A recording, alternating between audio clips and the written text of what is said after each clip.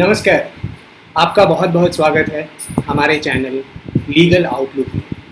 आज हम जिस कानूनी नज़रिए की बात कर रहे हैं वो एक हैंडराइटिंग एक्सपर्ट का क्या अहमियत होता है विल को प्रूव करने में। चलिए मैं आपको सबसे पहले एक बहुत ही इंटरेस्टिंग वसीयत से जुड़ा हुआ एक केस शेयर करता हूँ। रामतरण बनर्जी एक बहुत ही मशहूर लॉयर थे और काफ़ी समृद्ध थे। उनकी प्रसिद्धि का, उनकी पॉपुलैरिटी का अंदाज़ा इस बात से लगाया जा सकता था कि 85 साल की उम्र में उन्होंने एक्टिव वकालत से संन्यास ले लिया, लेकिन उसके बावजूद अगले 11 साल तक वो अलीपुर बार एसोसिएशन के प्रेसिडेंट रहे, जब उनकी उम्र 97 ईयर्स थी।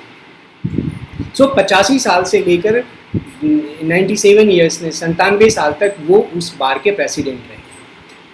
उनका बहुत बड़ा परिवार था जिसमें 7 बेटे, 5 बेटियां और बहुत सारे ग्रैंड चिल्ड्रन थे, पोते पोतियाँ थी।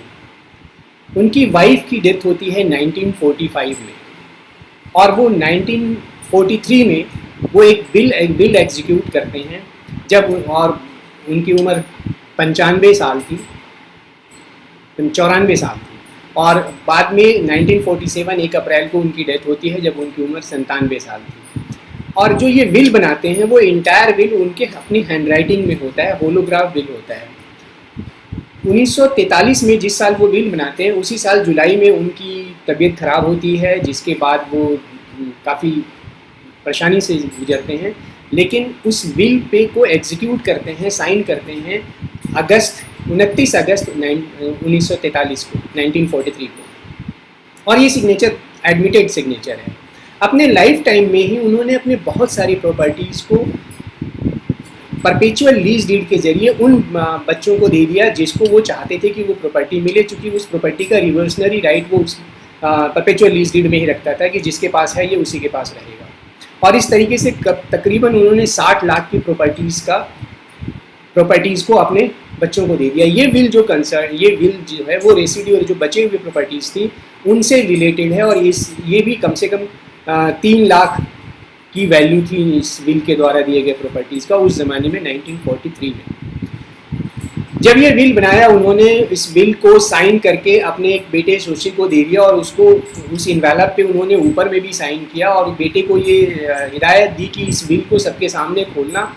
और जब उनकी डेथ हो गई तो उस बेटे ने उस विल को लेकर अपने भाई के साथ एक एडवोकेट के पास गया। एडवोकेट ने सभी बच्चों को लीगल नोटिस दिया, उसमें टाइम मुकर्रर किया, जगह मुकर्रर किया, उस जगह पर आप लोग आएँ, उस दिन विल खोला जाएगा। और इस तरीके से विल खोला गया कई लोगों के प्रेजेंस में।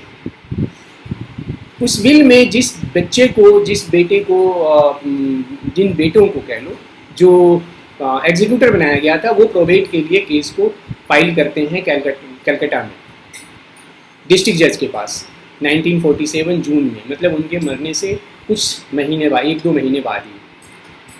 उसको जो अपोज करने वाले थे इस प्रोबेट पिटीशन को, उनका मेनली ये कहना था कि ये विल प्रॉपरली एग्जीक्यूट नहीं हुआ है और जिस समय ये विल एग्जीक्यूट किया गया था उस समय वसीयतकर्ता अपनी सही मानसिक हालत में नहीं था। और इवन कि उसमें ये भी एलेज किया गया उसके सिग्नेचर फोर्स किए गए हैं और अनड्यू इन्फ्लुएंस, फ्रैडुलेंट मिसरिप्रेजेंटेशन वगैरह का इस्तेमाल हुआ इसमें।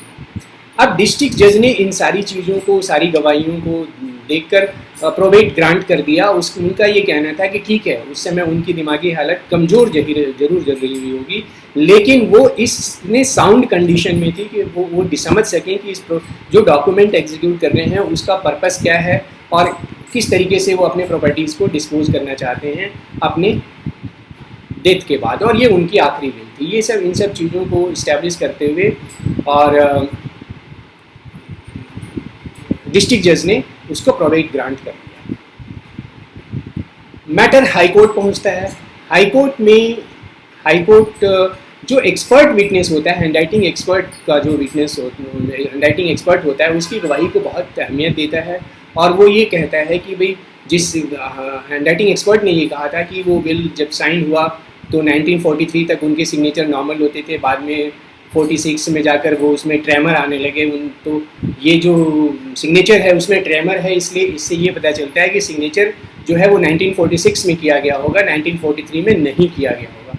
तो ये एक्सपर्ट को ओपिनियन को ध्यान देते हुए हाई कोर्ट ने ये कहा कि जो अटेस्टिंग विटनेस है हो सकता है कि उन्होंने फाल्सली डिपोज किया हो और जो डिस्ट्रिक्ट कोर्ट के ऑर्डर थे उसको रिजेक्ट कर दिया और प्रोबेट पिटीशन को भी रिवर्स कर दिया और प्रोजेक्ट पिटीशन को रिजेक्ट कर दिया। अब इसमें एक इंटरेस्टिंग फैक्ट भी है।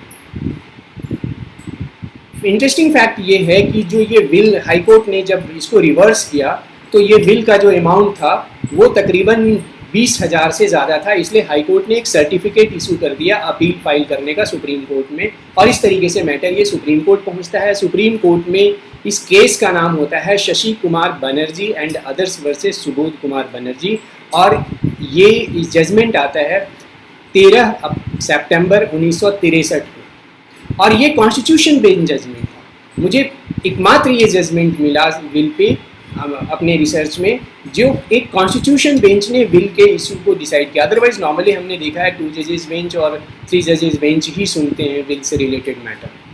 तो ये कॉन्स्टिट्यूशन बेंच में जो हेड कर रहे थे बेंच को वो थे जस्टिस गजेंद्र गडकर, दूसरे जो जजेस थे वो justice K Subba Rao, justice K N Wanchoo, justice N R Ayyangar and justice J R मुदोलकर।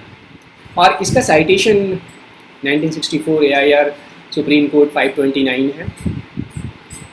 देखिए बिल को लेकर एक बड़ा इस्टेब्लिश्ड फैक्ट है, लॉ है, कि जहाँ भी सस्पिशन एराइज होता है ये जो बिल को प्रोपाउंड करते हैं उनकी ड्यूटी होती है कि वो एक्सप्लेन करें और ये कोर्ट के सेटिस्फैक्शन तक एक्सप्लेन करें। इस लेवल का एविडेंस होना चाहिए कि कोर्ट सेटिस्फाई हो जाए कि जो बिल है वो जेन्युइन है और साउंड डिस्पोजिंग माइंड में एग्जीक्यूट किया गया है। अब जो पार्टीज़ यहाँ सुप्रीम कोर्ट में अपोज बिल प्रोबेट को अपोज करने वाले पार्टी थी उसका एकमात्र कहना ये था कि जो साइन तो हैं, जो एग्जीक्यूटर हैं जो वसीयत करते हैं उसके साइन तो हैं, लेकिन साइन 1943 में जो डेट उस पर लिखा हुआ है उस पर नहीं किया गया है, बल्कि ये 1946 के बाद किया गया है, चूँकि ये हैंड राइटिंग में जो ट्रेमर है, जो कंपन है वो कंपन उनके हैंड राइटिंग में टेस्टेटर वसीयत करता है कि हैंड राइटिंग में 1946 के बाद आए और 1947 में उनकी डेथ हो गई और 97 ईयर्स की एज में डेथ हुई। तो इससे ये है कि बिल प्रॉपरली एग्जीक्यूट और अटेस्टेड नहीं। तो कोर्ट ने ये कहा कि भाई एक तो एडमिटेड फैक्ट है कि भाई साइन तो नहीं किया टेस्टेटर के लिए। अब इतना ही है ना कि 1943 में साइन हुआ या 1946 में हुआ, लेकिन जब टेस्टेटर और वसीयत करता इतना पढ़ा लिखा और इतना अपने हैंडराइटिंग से लिखने वाला, अपने हैंडराइटिंग में जो बिल बनाया इतना लंबा चौड़ा बिल, वो क्यों साइन करेगा 1946 में जब वो 1943 में उन्होंने सारी बिल बना दी। इसमें जो दोनों टेस्टिंग विटनेसेस थे वो भी कोई बेनिफिशियरी नहीं थे। तो इसलिए जो पूरा आर्गूमेंट हाई कोर्ट ने पूरे एक्सपर्ट एविडेंस को, एक्सपर्ट हैंडराइटिंग एक्सपर्ट के एविडेंस को कंसिडर किया, उस थ्योरी को सुप्रीम कोर्ट ने एक्सेप्ट नहीं किया। हैंडराइटिंग एक्सपर्ट ने अपने एविडेंस में ये कहा कि जो वसीयत करता था उसका पेन पे कंट्रोल 1943 तक बिल्कुल स्ट्रॉन्ग था और वेल मेंटेन था। उसके बाद उसने कहा कि 1946 में जाकर उसका सडनली पेन कंट्रोल वीक हो गया, कमज़ोर हो गया, जिससे कि उसके हाथ कांपने लगा और जिससे जो साइन दिख रहा है उसमें जो डेविएशंस हैं वो इसकी वजह से हैं। उसका ना तो पेन का रेगुलर स्ट्रोक सही है, ना उसका नेचुरल पाथ जो पहले हुआ करता था वैसा है। ये एक्सपर्ट का अपना विटनेस था। तो एक बार सिग्नेचर एडमिटेड हो जाता है तो जो एक्सपर्ट एविडेंस है उसकी वैल्यू कम हो गई और जो भी एंटीसीडेंट और सर्कमस्टांसेस हैं वो इतनी कन्विंसिंग नहीं हैं कि जो अटेस्टिंग विटनेस ने कोर्ट में आकर बयान दिया है और बिल को ड्यू एग्जीक्यूशन को प्रूव किया है उसको दरकिनार किया जाए और एक्सपर्ट के विटनेस को एक्सेप्ट किया जाए। इसमें एक और इम्पॉर्टेंट आस्पेक्ट जिसने सुप्रीम कोर्ट ने बड़ा जोर दिया कि भाई अगर बिल एग्जीक्यूटेड है, जैसा कि इसमें डेट दिया हुआ है 29 अगस्त 1943 को, और उस विल में वसीयतकर्ता ने अपनी पत्नी के बारे में डिटेल प्रोविज़न दिया हुआ उसके भरण पोषण का और उसके मेंटेनेंस का, और ये एडमिटेड फैक्ट है कि उनकी पत्नी की डेथ 1945 में हुई है। तो अगर ये विल 1946 में बनी होती तो वो प्रोविज़न जो उन्होंने अपनी वाइफ का बनाया था वो नहीं बनाए होते।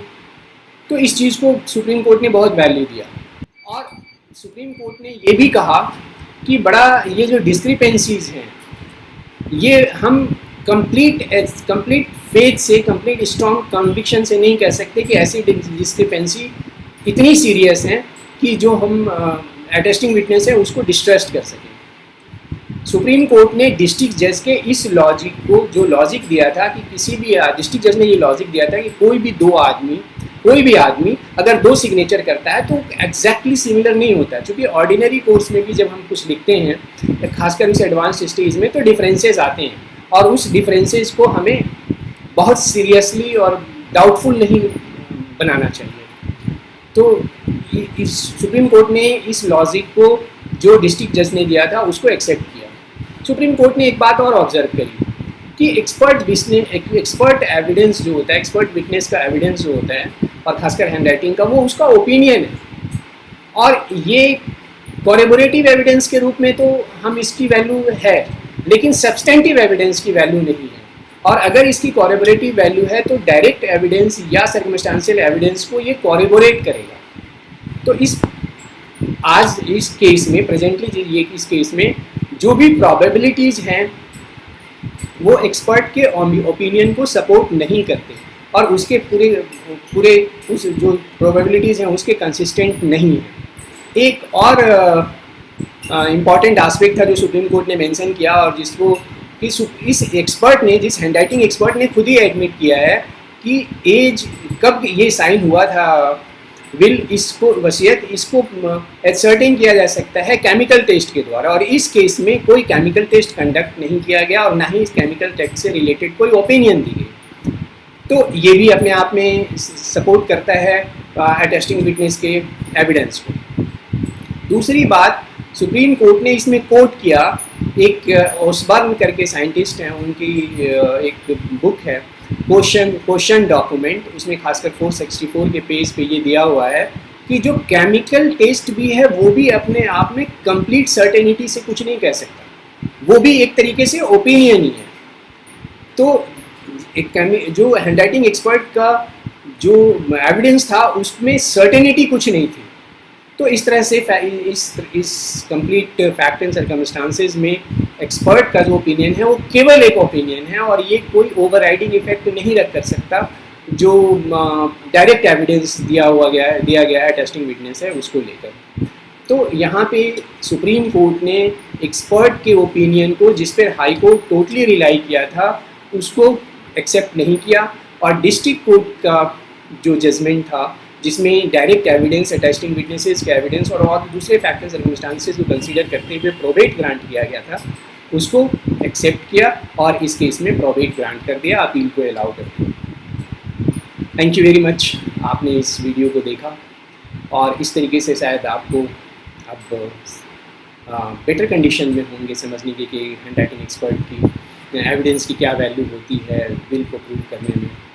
और बिल पे हमने 5 वीडियोज़ और बनाई हैं जिसको आप लोगों ने बहुत अप्रिशिएट किया और मैं देख रहा हूँ कि बहुत सारे क्वेश्चंस भी आ रहे हैं। इवन कि इस को बनाने के पहले हमने जो जजमेंट, जो अपने कुछ फ्रेंड्स के फ़ोन आए और जो डिस्कशन हुआ उसमें उन्होंने कहा कि भाई आप एक्सपर्ट विटनेस का क्या रोल होता है, इस पर आप अपना एक वीडियो बनाइए। तो इस तरीके से मैं उनके सवालों का जवाब देने की कोशिश की है इस जजमेंट के ज़रिए। बहुत बहुत धन्यवाद। अगर आपको वीडियो अगर अच्छा लगा तो आप इसे लाइक कीजिए, सब्सक्राइब कीजिए, शेयर कीजिए और अपने कमेंट ज़रूर लिखिए जो भी आपको लगता है, चाहे वो एक शब्द का हो या एक लाइन का हो, प्लीज़। और अगर कोई इस तरीके से जुड़े हुए मुद्दे हैं तो उनको भी आप डिस्कस कीजिए कमेंट सेक्शन में। Thank you.